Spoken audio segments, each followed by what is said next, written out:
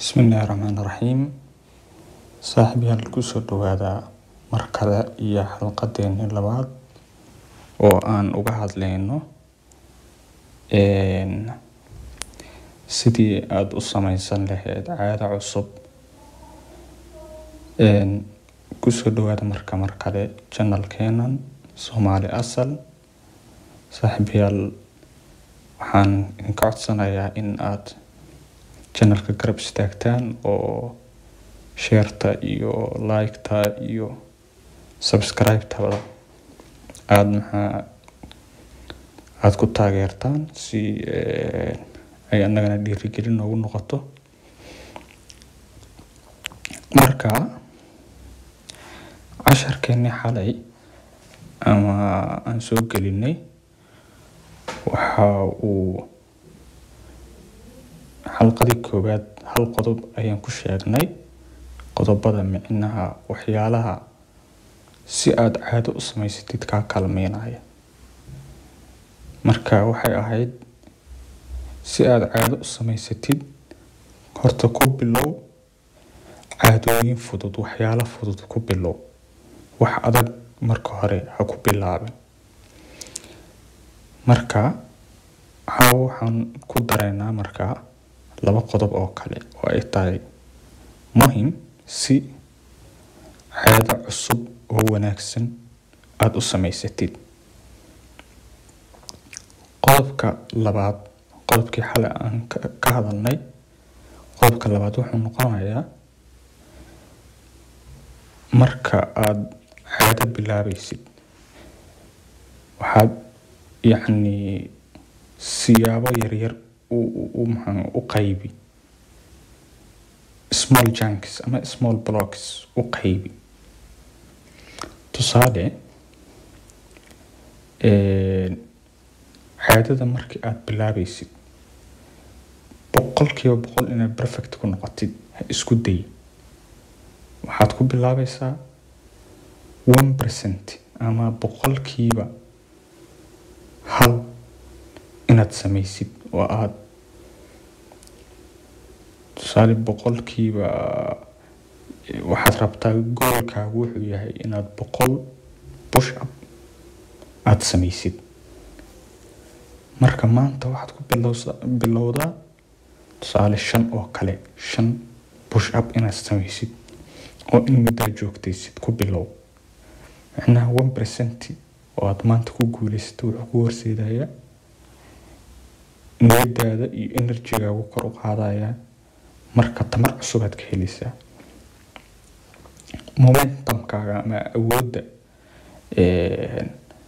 aad ku sii wadi kartid baa kuu siyaadaya markasta oo aad stepskii tartiib u wadid. waxaad rabtaa tusaale inaad waxaan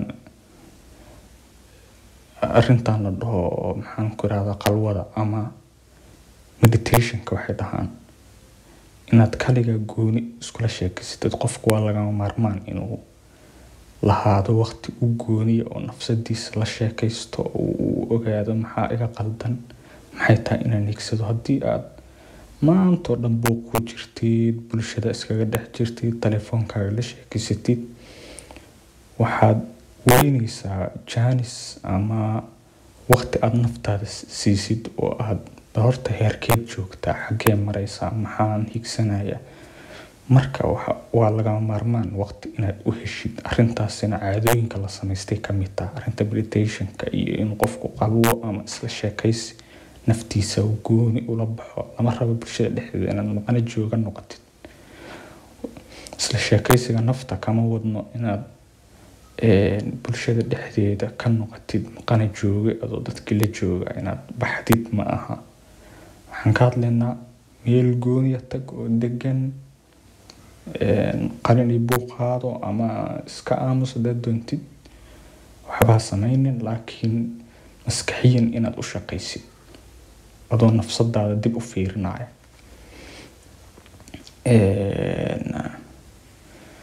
marka mar walba waxaad ku dadaashaa arrin walba bilaabaysid perfect meesha u dambeysay ha aadin, tartiib wad. haddii aad rabtid inaad 20 daqiiqo qalwo maalin kasta aad qaadatid isla maantaba 20kii ha gaarsiinin 5 daqiiqo bilow tartiib haddaad rabtid inaad quraanka xifdisid oo hadafkaagu yahay inaad maqra xifdisid maalinkii maqradii maalinkii koowaad baha tiigsanin tartiib 5 daqiiqo 5 sadar 10 sadar halka tartiibtaas ku gaar